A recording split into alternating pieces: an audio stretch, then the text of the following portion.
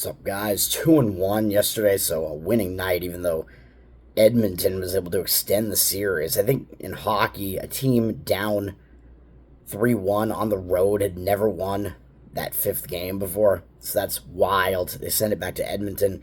Personally, I'm rooting for Edmonton, so I do kind of like that, but losing the play kind of sucks. Both baseball plays were pretty easy wins. Got there, Milwaukee Brewers and Seattle Mariners, not bad. We'll move on to today, Major League Baseball. I have a few leans that I just don't quite want to do really. I was looking at maybe liking the under in Seattle Cleveland because the starting pitching matchup is quite good for it with Woo and Bibby, and I think both starting lineups are pretty unfamiliar with those starting pitchers. They've both been pretty good this year, but both bullpens really got used up yesterday, so the full game under doesn't seem that great to me, even though the starting pitching matchup certainly is conducive to it. That line is down from 8 juice to the under, minus 125, down to 7.5 juice to the over, minus 120, so slightly down. But it looks like 63% of tickets on the under and 57% of the cash on the under. I don't know if those numbers are really accurate. I do like the under. Tempting to play the first 5 innings under in that one, but the line is probably really low, I would imagine, in that one, because odds makers know that a lot of that would come from the starting pitching matchups. So let me see here. The first 5 line on the total is 4.5. Well, it's under 4 basically, under 4.5. You have to lay minus 130 something. So you'd be laying minus 105 for under 4 if you wanted to play that. That is the way I lean, but it's a little bit dicey. The only way that I would probably do it is to do that first 5 inning play. I also like the under in Yankees-Orioles, which seems a bit dangerous because the starting lineups both are potent, as my phone keeps falling here. But this is Garrett Cole making his first start of the season for the Yankees, coming off the DL or the IL or whatever it's called now, or whatever's going on there. He's being activated for the year finally, so he's probably going to be pumped up for the game. His numbers, career-wise, are decent against Baltimore. Cade Povich is pitching for Baltimore, and he's a bit of an unknown because he's made 2 starts, I think, in his entire career. I'd mentioned I don't think he's that bad. He's a lefty, so these hitters who haven't seen him before could come out there and be kind of thrown off by him for the first couple of times through the lineup and not know what to expect and not really know how to deal with them or hit him. Povich had a pretty bad start in his debut against Toronto, but maybe you can throw that out because maybe he was just nervous or whatever, because he came back and had a really nice start in his second start against a Braves lineup that is certainly no joke. So I think Povich could be a decent major league pitcher. It is still a question mark though, so we'll see about that. But I would lean to the under in that one. Neither of those teams used that much of their pen yesterday, so that would be full game under. That's gone down from 8.5 minus 120 down to 8.5 juice to the over, minus 120, down to 8.5 juice to the under, minus 115. 53% of tickets are on the over because, of course, the public's going to be coming in on the over at least slightly in a game like that with 2 powerful lineups, but 84% of the cash on the under. So it does look like there is some legitimate money coming in on the under in that one, so that's the way I lean there. Kind of tempting to play the White Sox too, but the market doesn't look in agreement with it. That's Hunter Brown against Garrett Crochet, but Houston could be angry kind of in a bounce back mode because they did lose to the White Sox yesterday, which is always kind of embarrassing because they're the worst team in baseball. But Hunter Brown is a terrible pitcher. I mean, there's no other way to put it. He has improved since April, though. April is his worst month, so I don't know. Maybe he's turned it on a little bit, but his ERA is still 5. His WHIP is terrible. His numbers against the White Sox are pretty bad.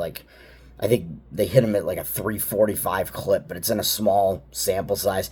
Garrett Crochet has an even smaller sample size against Houston. His numbers aren't that good. They're 3 for 5 off him, but it's only 2 batters in Houston's lineup have ever actually seen him before, so he has more of the unfamiliarity factor, and he's been pitching lights out this year. He's been one of the best pitchers in baseball this season, so I do think that makes that kind of a pitching mismatch there with Houston against the White Sox there, where I think Garrett Crochet is the significantly better starting pitcher in that one, in my opinion.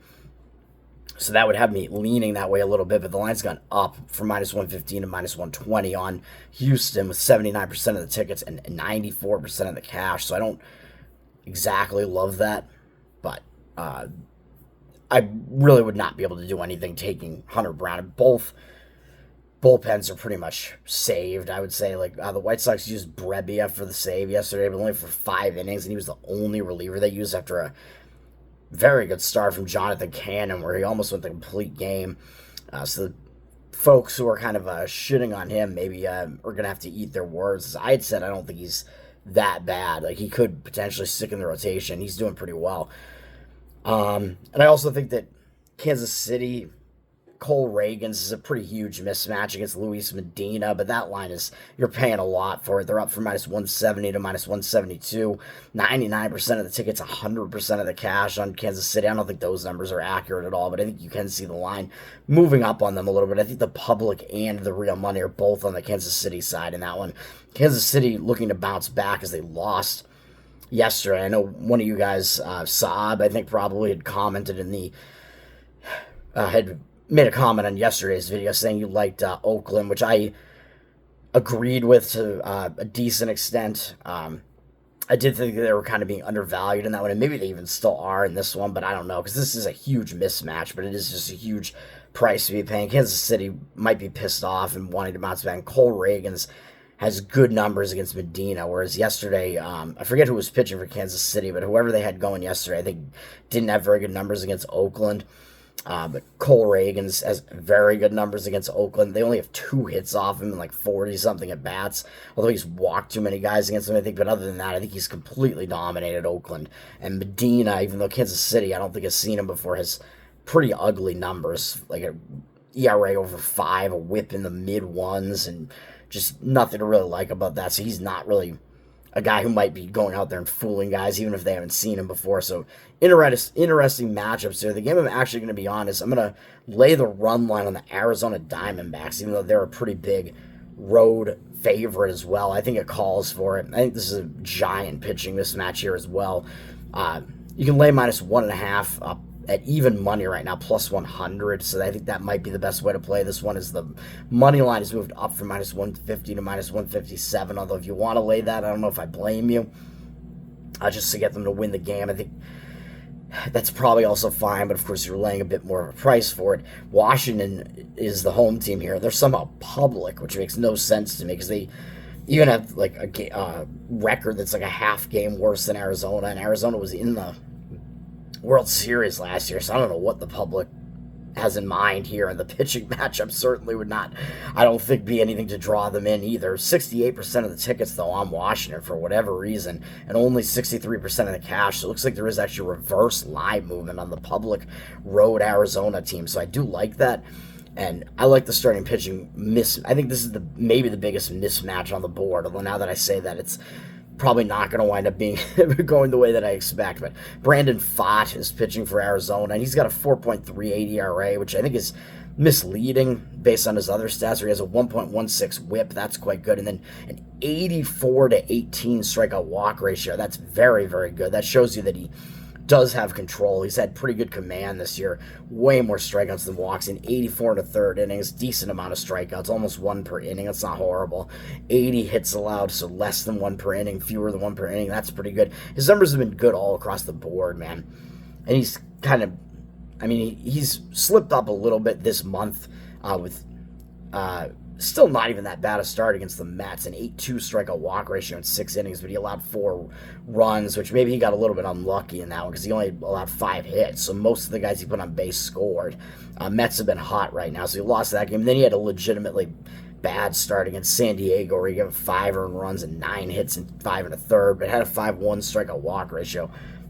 He bounced back and had a good outing in his last outing, even though he walked 3 guys against a weak Anaheim lineup. And I think he'll be ready to go in this one. Pfaadt, his overall numbers are quite good, as I said. And somehow Washington has never faced him before. Their batters have never seen him before. So he's this young guy with pretty good stuff. And Washington's coming into this never having seen him before. I think that's going to give Pfaadt an early advantage in this one. So I like that aspect of it, too. I always say that with a proven starting pitchers pitching really well like this and has good stuff, the hitters, having not seen him before, have a disadvantage the first couple of times against him. So I like that. And then on the other side, what can you say, man? It's Patrick Corbin. I don't know why Washington continues to roll him out there and just get embarrassed like this, because he just does not have, I don't think he has anything left in the tank, to be honest, even though he's not that old at 34, but he's just massively struggling. As I mentioned the last time I went against him, 5.84 ERA, 1.62 whip. That whip is incredibly high. He's got a 48 to 29 strikeout walk ratio in 77 innings. The 29 walks isn't necessarily that bad in the 77 innings, with very low strikeout rate. So he's not dominating people, not dominating hitters. He's not blowing them away. He's allowed 96 hits in that span. So he's been extremely hittable. And it doesn't really show the signs of changing, really. He had starts against the Mets in Detroit up in the last couple and got pretty much hammered by the Mets, even though they were pretty hot coming into that game. And then only gave up one earned run against Detroit, but he still put 6 guys on base in 5 1/3 and kind of escaped a little bit in that one. So some of the other numbers in that start weren't even that good. And then versus the Arizona Diamondbacks, they've seen him. We have a decent sample size here, and they've hit him pretty well. 27 for 96 lifetime with 3 doubles, a triple, 3 home runs, 10 RBIs, 24 to 6 strikeout walk ratio is actually pretty good for Corbin, but other than that, not great. 281 batting average from Arizona's hitters against him, so they can hit him all right.